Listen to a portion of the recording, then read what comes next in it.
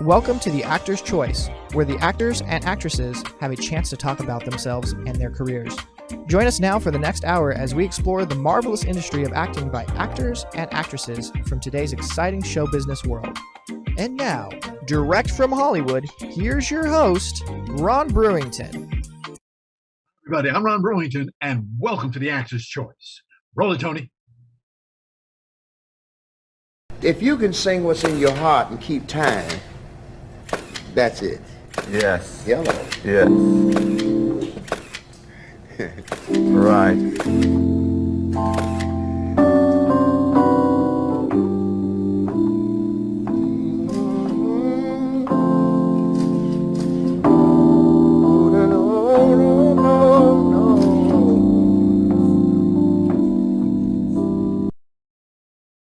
Ladies and gentlemen, my first guest today is an accomplished entrepreneur, award-winning author, award-winning film producer, and international lecturer.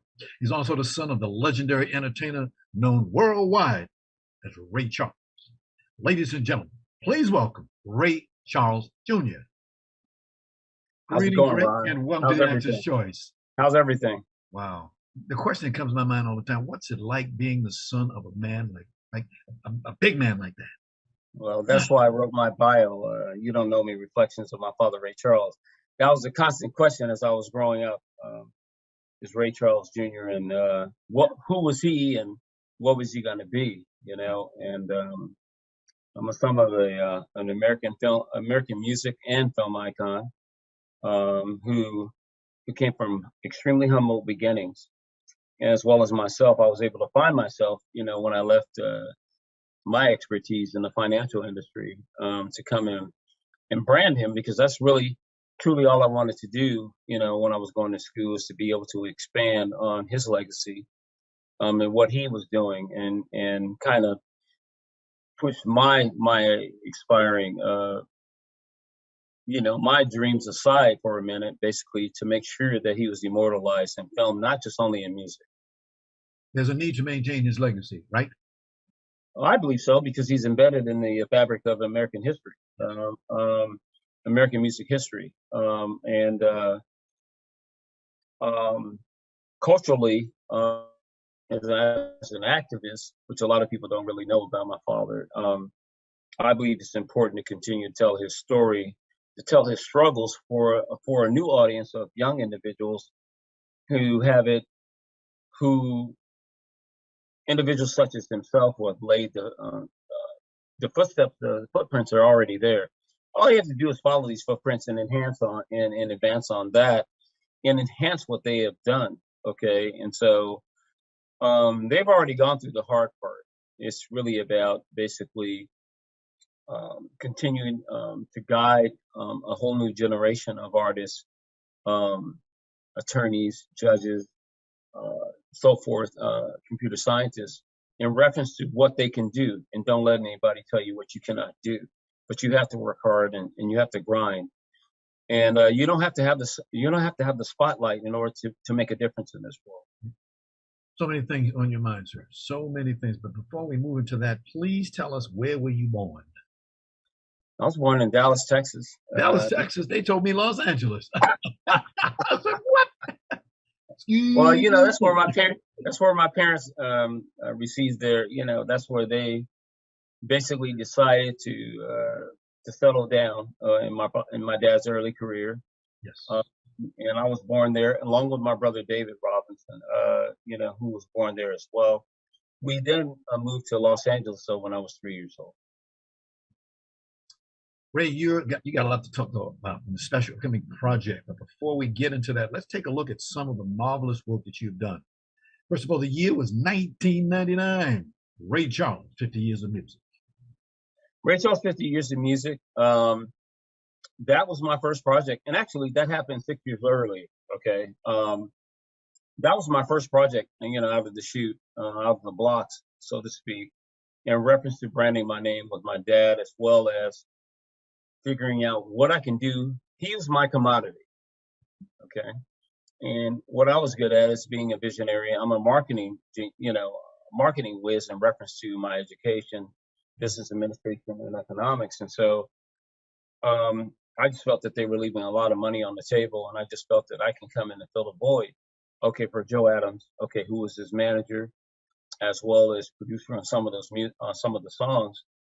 And Ray Charles' 50 years in my music was my idea, and I basically took that from the ideology of what he wanted to do.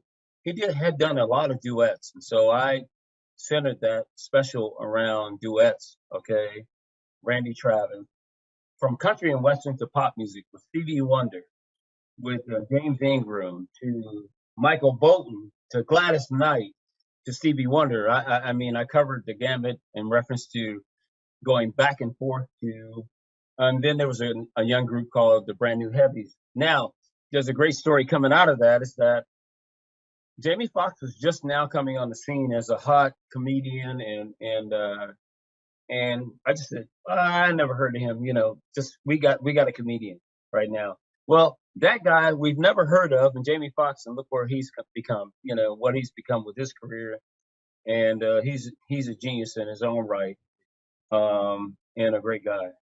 Yeah. Fast forward to the year 2004. You got your first IMDb actor credit for the drama film Shernay Prince. Yes. In the roles of Hannibal and Roy Charles. Yeah. Well, how did you know about that? I do my homework, brother. How did you know about that? You know, so what's ironic is that yes. During the middle of filming of Ray, yes. I had to leave the set of Ray to go to Russia to make this film about Alexander Pushkin. Pushkin was the forefather of Russian literature, who was the first one to write in the Russian language. He was of African American descent. Okay, and so that's another story to be told. Okay, but yes, I was in St. Petersburg, Russia. Okay, during the last, if you viewed Ray, okay, if you watch Ray, you'll see where they show my trophies, and he's walking with me. I received, valuable player. Well, I was out of the country at that time. I was in Russia at the time, shooting another film at that time. Yeah. Well, Ray, I'm going to tell you something. I think the movie Ray was one of the best biopics that has ever been made. That's my opinion. Now, like I said, I've seen it 2 or 3 dozen times. Tell us what you were doing the filming of the movie Ray. Well, my job, the only thing I said, and when I arrived at the set, and by the way, we're celebrating our 20-year anniversary because February of 2002 is when we started pre-production for Ray. And so it's our 20th anniversary of going into pre-production to make that film. Wow, when I stepped on set, the first person I went to was Jamie Foxx. And I just told Jamie, I said, look, I'm not going to be breathing over your shoulder. All I can do is help you with any kind of mannerisms and the small things that will remind people who know and grew up with my dad will understand who, and it'll be eerie because basically, you look so much like him in so many ways. I'll be here to just tweak you on some of those things, but in reference to that, I'm going to stand back in the shadows, man, to make sure you do your thing. And if you win, we all win. That's right. And that was all I said to Jamie. And we didn't really hang out because I think me hanging over his shoulder made him a little paranoid, gave him a lot more pressure. Number two, I just knew that he was perfect for the role because nobody knew that he played classical piano. Right. And I got a picture.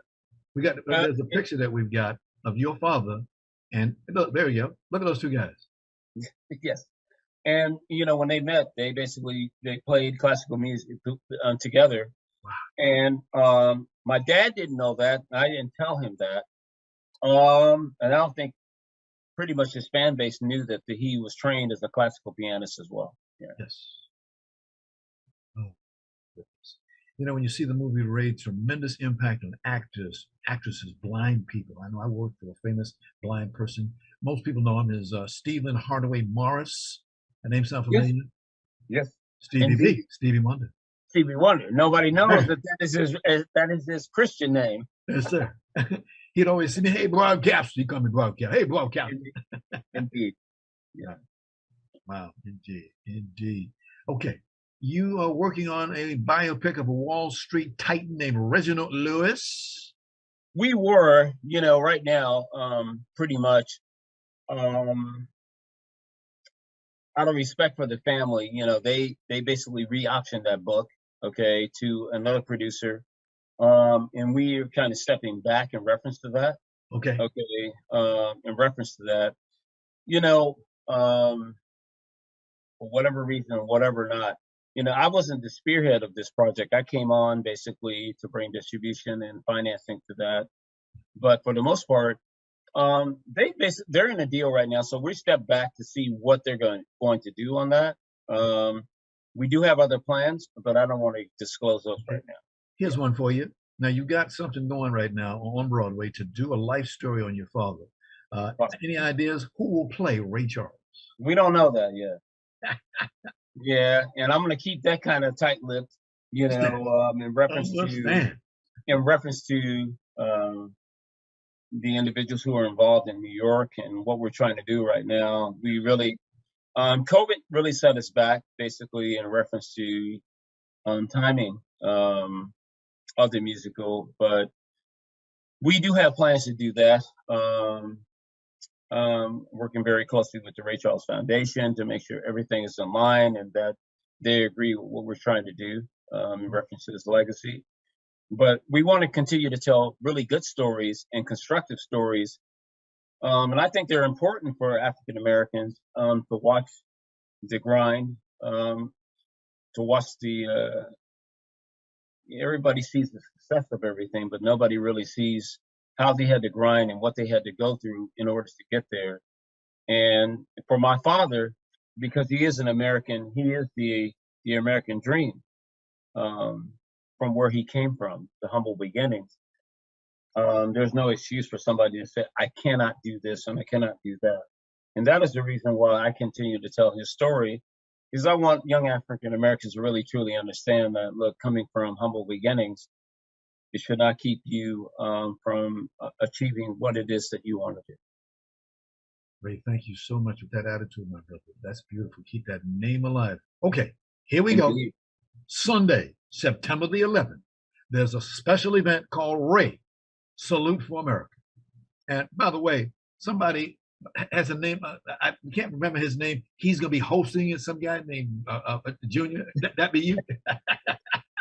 Yeah, well, I'm one to shy away from all this stardom, Yes. the celebrity stuff. And I just believe in the grace of God and what I'm able to do.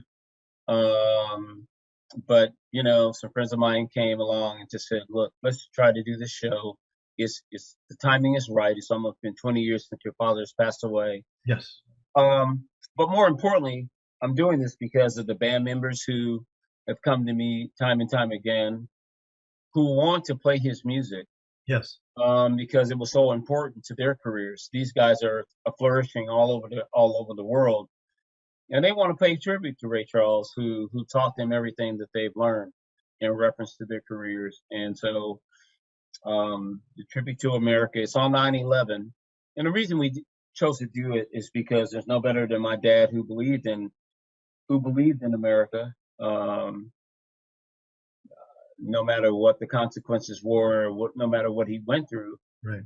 Because he knew what he had become of himself, in spite of everything that was thrown at him, and that serves as a model, okay, for anybody in this climate, especially in the climate that we have in this country today, which is basically like, I call it like somebody throwing tear gas, and when the tear gas lifts, you're able to go through there and find yourself, grind, work hard. And I guarantee you, if you read Outliers and do what they say in that book, that you're going to succeed at whatever you try to do. But that night is especially a tribute to those who lost their lives in 9/11, number one. But it's also, in addition to that, it's really paying tribute to my dad, who is the American dream. He epitomizes the American dream. And on the same token, is that is the spirit of that day.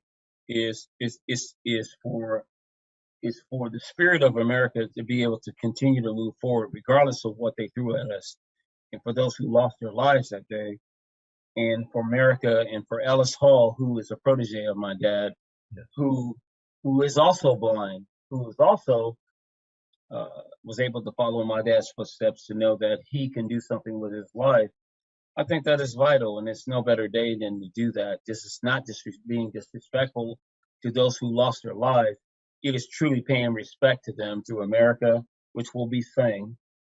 We will pay tribute to that song as well. And remember those who believed in that, believed in the American flag, believed in our traditions, and believed that no matter what anybody says, no matter what they do, no matter what they threaten, is that you can get up every day and decide what you want to do with your life in this country. And that's vital, and that's important. Ray, I most sincerely want to thank you so much for being here today, especially telling us about race. Salute for America on Sunday, September the 11th. Telephone number is 213-926-2809. That's 213-926-2809 or 213-440-3390. 213-440-3390. Thank you, Tony. And thank you, publicist Cynthia Busby, my buddy. And I would also like to thank Valerie Irvin of the Ray Charles Foundation, who's been doing an awesome job as well. Yes, sir. Thank you. Thank you. Thank Ladies and gentlemen, Ray Charles Jr. Thank you so much. Thank you so much for having me. Thank you. My pleasure, sir. My pleasure. Brother. This is the Actor's Choice. I'm your host, Ron Brewington. Roll it, Tony. Ladies and gentlemen, I want to let you know that we're asking the Actors Choice Squad to help us get former baseball player Curt Flood into the Baseball Hall of Fame. Now, Curt, who passed away January 20th, 1997, he was the husband of one of our most wonderful guests, good buddy, a friend of mine, renowned actress Judy Pace. So all you got to do is give us a call at our office, 213-349-3941. That's 213-349-3941. Ladies and gentlemen, we sincerely thank each and every one of you for being a part of this magnificent award for a great baseball player. Roll it, Tony. Virus took advantage of existing pathways and network systems. There have been disruptions in basic utility service. Someone just blew up a truck bomb on the 405. It's got to be some sort of coordinated attack. The airports are closed. People are panicking. I knew the great collapse was coming, so we sold our company. Ladies and gentlemen, my next guest today is a veteran actress. In fact, she's been on Broadway, off-Broadway, and she's done some regional theater work. She's currently doing a play called Babe, courtesy of the Echo Theater Company. So, without further ado, ladies and gentlemen, please welcome Julie Dretzin. Greetings, Julie, and welcome to the Actor's Choice. Thank you. We always ask this question. I know it's crazy, but we always ask this question. Where you came from? Where were you born at? New York City. Ow! Step back. Look out of here. Mm-hmm. We called the city so nice, they named it twice. City so pretty, they call it New York City. That's right. Big Apple. That's my home. I was uptown in Harlem, but I had a good time growing up in New York. Okay. I was uptown too. Yep. Not that far uptown, but yes. Oh my God. We take the bus, go down downtown, go to Times Square, watch the statues down there. They had the birds on the top of that guy down there. He was a priest. yeah, Times Square was very different back then, right? Yes, ma'am. Yes, ma'am, it was. It was. But we got our hot dogs too, didn't we? Yes. And Oh, our yeah. pretzels, didn't we? Yes. Oh God, what was life about? Listen to that. Well, it's one of the things that we look at. Let's go back to the year 1989, the year that you got your first IMDb actress credit. It was a drama romance called "Listen to Me." Oh. So please take us back to those days. I do my homework. Where was you when this person came out? Where was you? Oh man. Wow. Yeah. You really dug that out. That I was still in college. And I got that movie. I really hadn't done much of anything professionally speaking. And I got this movie, and it was like I was part of a debate team, and so it was going to be kind of like one of those perfect actors gigs, because you were in the kind of crowd of the movie, the main group, but it wasn't like there wasn't any heavy lifting involved, but it was like the whole summer out in the Palisades or Malibu at Pepperdine University. So I lived with my grandmother in the Valley, and my parents' friends loaned me their extra car, and I would, be with my grandma, and then I'd get up at 4:30 in the morning and make my trip up to Pepperdine and spend the day, shooting this movie with Roy Scheider. And it was an interesting cast, but anyway, it was odd, and I'll never forget it. It was the first time I tried sushi. Here's you something. Sushi. Love sushi. Love sushi. Now I'm a sushi addict, but that was sort of in my real introduction to LA. Julie, you don't know me that well, but I'm gonna tell you something. One thing I have is I have a bone. People, they hear this all the time, but I got a bone to pick with actors and actresses. You ready for this one? I'm ready. I'm here to be a star. This is Hollywood, right? But they go over there and they do those TV. They go over there and they do that film. But guess what? They don't do no stage work. What that about? I don't know, Ron. I'm right there with you. And living out here, it's like crazy to me how many of these young actors have no experience being on stage. And I grew up in the theater, and that's where everything is for me. And I'm in the office of the Echo Theater Company right now, in the middle of rehearsing a play.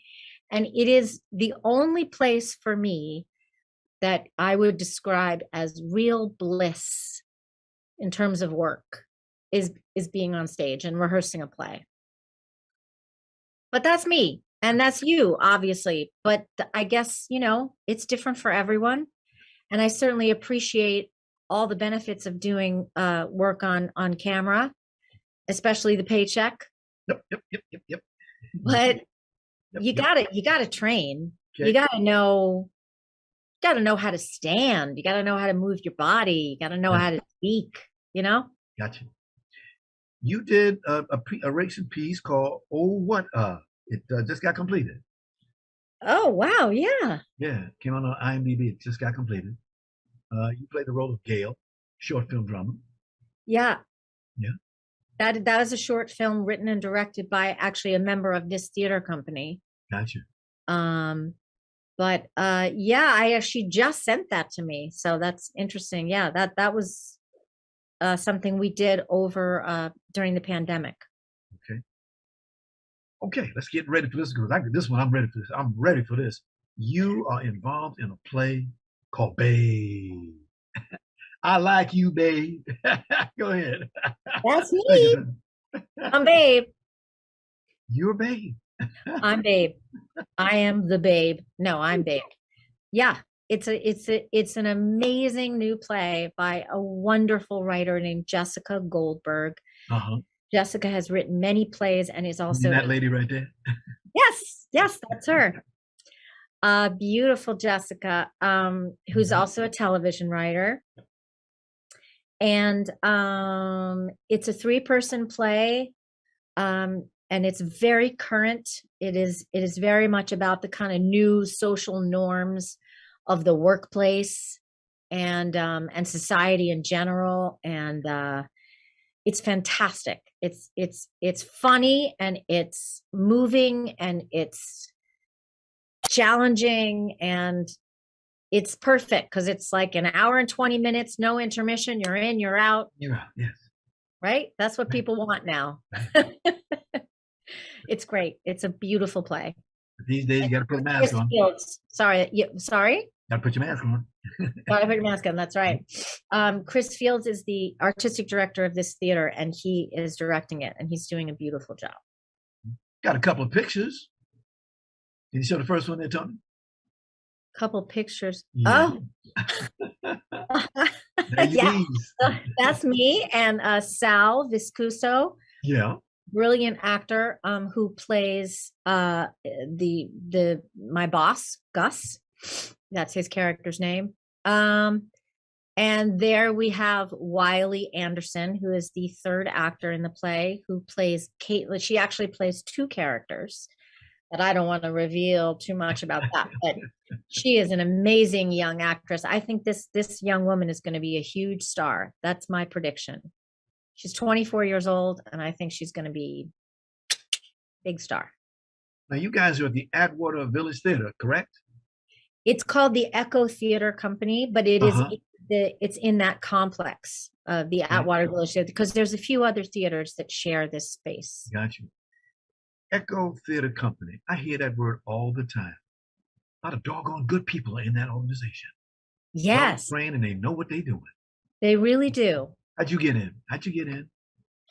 I'll tell you, Ron, I spent about 18 years out here doing mostly television and film, mostly television, mostly guest starring on shows. And I was feeling very frustrated as an actor, because you know how that goes. Like, sometimes you work, sometimes you don't, but most of the time you don't. So I was missing my theater days, and I was missing feeling creative. So I started going around LA and going to different theater companies and, you know, looking at the work and seeing what I liked. Yes. I came here, I saw an amazing production. I came back again, I saw another amazing production.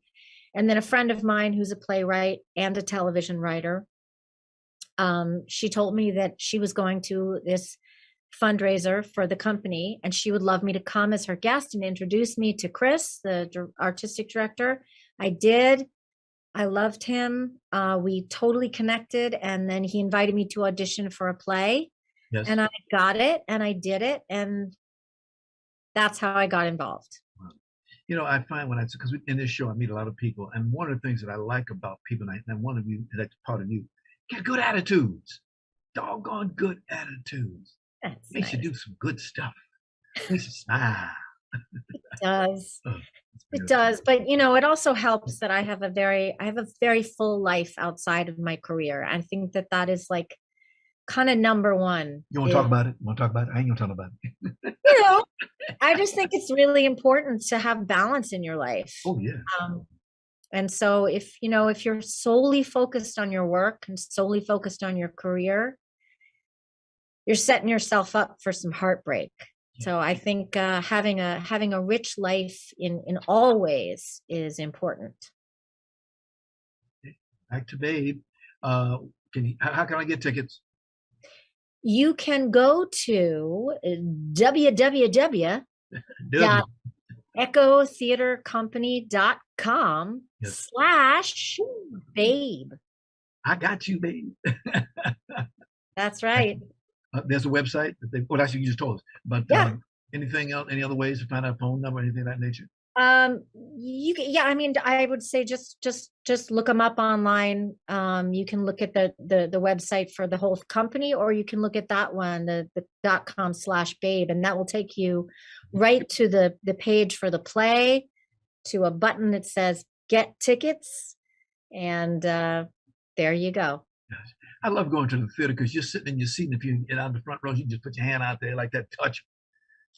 Yeah, it's real close. It's real close in here, but it's lovely. It's a beautiful space, and I think people are really going to like this play. I think, you know, it's a world premiere of a new play, and it's very exciting. So you should come see it.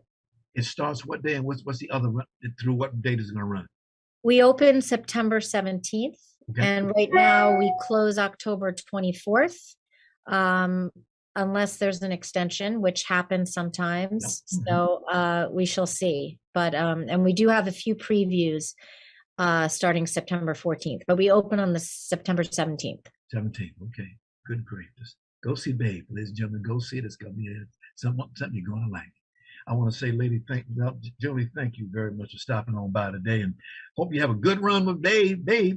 And Thank you so much, Ron. It was so nice to meet you. And the pleasure's mine. And thank you, publicist. Lucy Pollock, would you please thank her?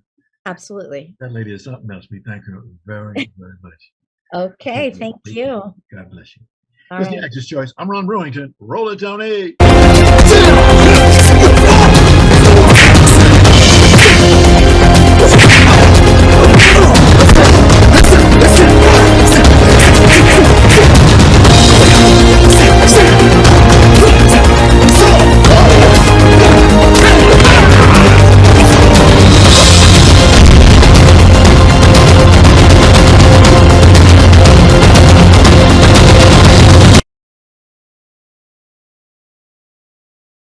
Wow, ladies and gentlemen, what you just saw was the world of martial arts. Our guest, he's in that world. He began to study at the age of 6, and he took a course in judo. And from there, he was intrigued both by Chinese and Asian cultures, and particularly fascinated by the way that these cultures are expressed in both the hard and soft forms of martial arts. Ladies and gentlemen, to tell you all about martial arts, please welcome John Ozuna. Greetings, John, and welcome to the Actor's Choice, sir. How are you doing, my friend? It's good to see you. It's good to be seen. Good to be seen. Tell me, where you from? I'm from San Jose, California. Yeah, born and raised. Okay. All right. Just show the clip of Dragon, just to let the audience see what martial arts is in action. But John, can you tell us how you got into this martial arts? You talk about hard and soft. Wow, it's been a lifelong passion for me, and it's I'm of that generation where when Bruce Lee first came out, oh my goodness, it changed my life. And I speak for many people. And I remember the exact moment when I saw him. My parents had taken my brother and I to a drive-in theater, and we had just finished seeing a Clint Eastwood spaghetti western. So we were leaving. We were leaving the drive-in theater. Yes. And as you know, drive-in theaters have several screens, just kind of all the way around. So as we were leaving, I was in the back seat, and I was looking out the back seat at all the different screens and all the different movies that were playing, and I saw this guy that was just flying through the air, doing all these incredible movements, looking like a real life superhero. Gotcha. And I begged my parents. I said, please, let me see that. And they did. And we saw every movie that he had, which were not that many. But that just planted that seed. And from that point on, I felt that's what I needed to do. And I did an after school program judo course when I was about 6 or 7 years old. And it was great. It was fantastic. But I was like one of 2 children in an adult class. So I felt like a beach ball. We're just tossing from person to person. Tell us about the dangers of what you do. I mean, there's dangers in just about everything, but it's just controlling. I guess the only way you can control a situation is to have self-control. Yes. And when you're going through, because I've had a great career of competitive fighting, and I have fought for decades, and I had the great privilege of fighting regionally here in California, all over the nation, the East Coast, Baltimore area, all over the world, all over Asia, all over Europe, and just have fought with the best in the world back in the day. I was on the USA team that was competing in the World Championships. At the time, it was the equivalent to the Olympics in Chinese martial arts. And I fought in the World Championships in Taipei, Taiwan. So, with everything that we do, there's a danger. It's the preparation.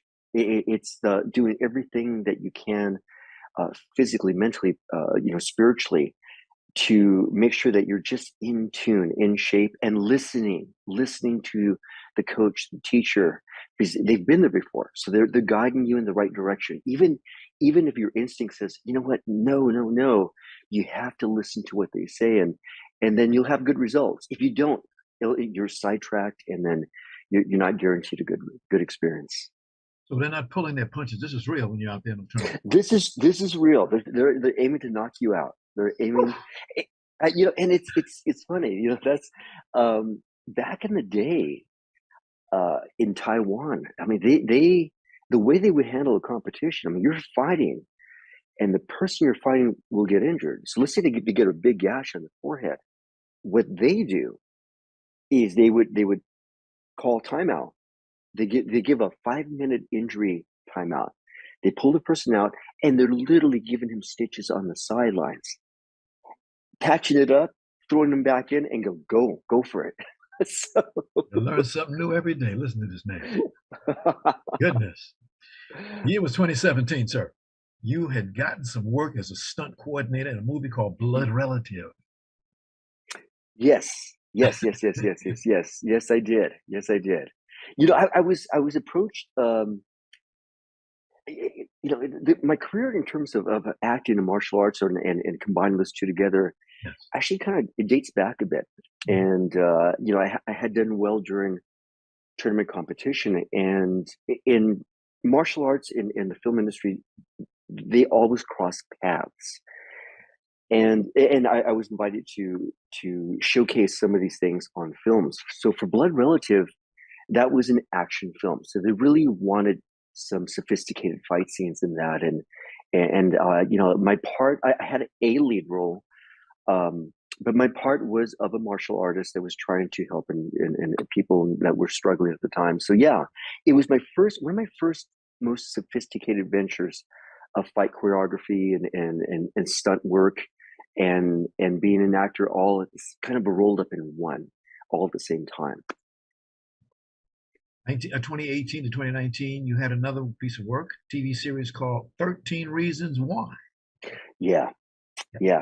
That was a really popular series, and it dealt with, obviously, it dealt with our adolescence and teenage years, and I have a great deal of respect for them having the guts enough to actually showcase this subject, which had to do with suicide. Yes. And when I was approached on that, I was pulled in as for a fight coordinator for the boxing sequences, and then eventually as an actor and playing a coach as well as coordinating some of the fight sequences. And wow, I do have, my family has personal experiences with that subject matter. So when I was approached, there was no question. Every actor wants to always work, so you never turn down work. So if you say, "Hey, we'd love for you to do this," you just immediately just go into it. But this one definitely had a lot more personal connection with me, and I was really happy to participate in that. And it had its run. It was extremely popular, and I'm just so happy that I had the opportunity to be a part of that. Gotcha. This year, you did a piece of work, The Legend of Johnny Jones, a film, action, horror, and thriller. You did that one. So now that one, that's kind of a unique one, because that one is still kind of on the shelf. Okay. So I was approached to do fight choreography and have a lead role, but that literally has been shelved. So and that's what happens. In this industry, you have people that are passionate about wanting to get their vision, on the screen, and but what happens? I mean, there's so many components to this. One is just having the ambition to approach it, and the other is to have orchestrating everything that needs to happen in order to produce a film. But the most important is money. If you don't have money, you don't have a project. Because you got to pay your actors, you got to pay your crew, you have to account for everything that constitutes a film. And let's say you do have money, but if you don't have a form of distributing it or a showcase, then again, nobody gets a chance to see your great work. So, I want to see that most projects kind of end up in the shelf or never really seen by people. And I've had the good fortune that a lot of the projects I've been involved with have done really well. So it's just been great. Hey, work, Master Ozuna. We got a couple of pictures that we'd like you to take a look at. Oh, sure. Ooh, look at Okay, let me see if I'm seeing what you're seeing. Oh, you Oh can't see. my goodness! Wow. Okay, I can see that now. Okay. Yeah. So that you see, that was in Taiwan. So Okay. I was there for a competition, and pardon me, that was in China. That was in China. And the gentleman that's there is from a gentleman from Germany. So we did this collaborative trip where there were Americans and Europeans that kind of got together and participated in this event, and this was in a temple, and it was those that brings back memories. So, and every time that we got an opportunity to go ahead and showcase our martial arts, we took advantage of that. So Okay. that was All right. great. Next, please. So yeah, well, okay, now that was in Taipei, Taiwan. So that's a place called Sun Moon Lake. And what makes that so unique and significant is that my teacher, Senior Grandmaster Richard Lee, back in the 1960s to early 70s, took a very similar picture in that exact spot. So it was my ambition to follow in his footsteps and do the same thing. So, and I finally had the opportunity to do that. So that's Taipei, Taiwan, Sun Moon Lake. It's funny. It's kind of it's a beautiful area where there's this temple that's up there.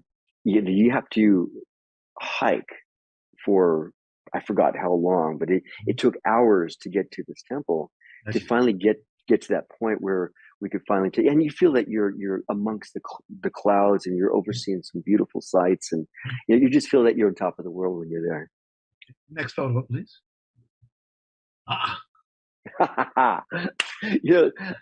That's a unique project because that was Which one for are you? Which one is you?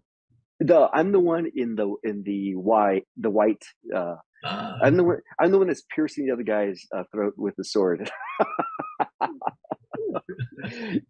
And that's there's no manipulation.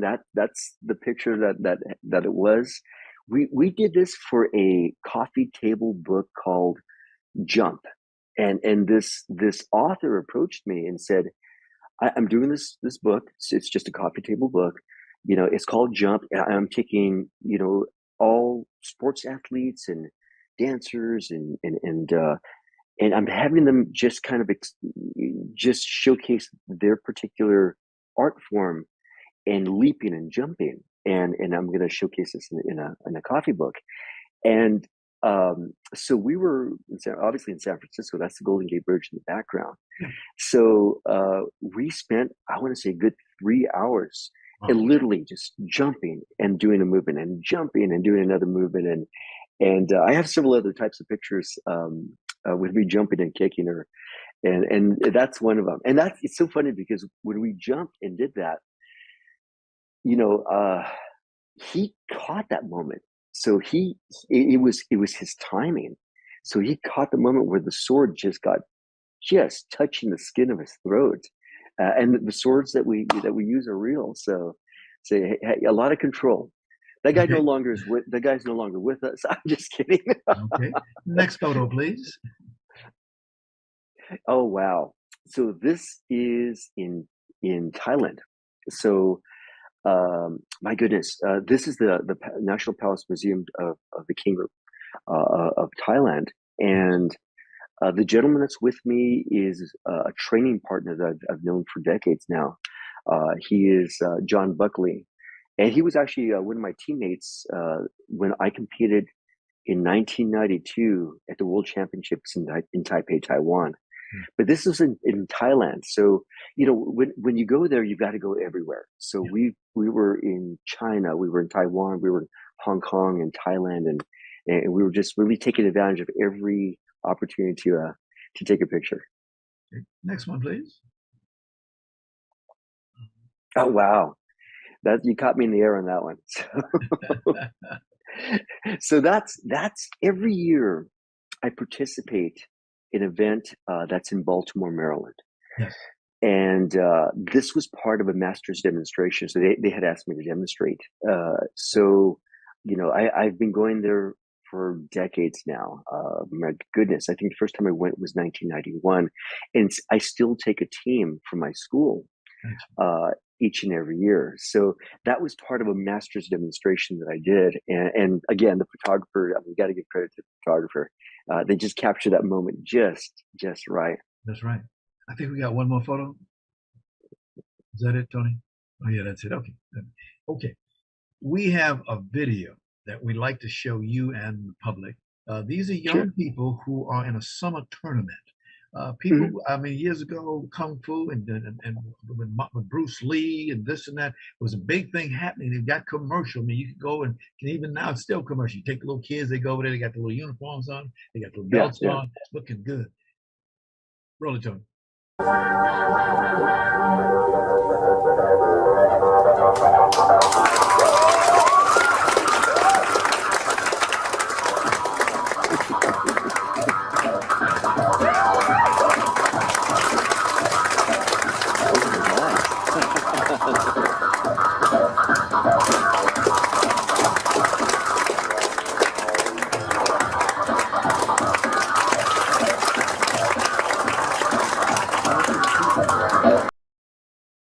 Wow. Yeah, it's that's my school. So I founded a school called KO Kung Fu. And I've had my school for over 30 years, and it's a passion. I mean, it's when I went through the process of learning myself and eventually getting advanced levels of ranking, black belt, and then eventually master black belt rankings. It's always been an ambition for me to share that information, and for me to be in a position where I can teach all generations, but particularly the younger generations, where I can teach them and give them the same opportunities that I had to compete, everything from a regional level to a world-class level, and for them to experience just personal development and lay down tools of discipline and humility and modesty and a hard work ethic and ambition and drive and determination, all those things that help us realize our dreams. And that's a lot of what I continue to do. So, I don't not only teach those principles and philosophies, but I make sure that I am exemplary of living that life as well.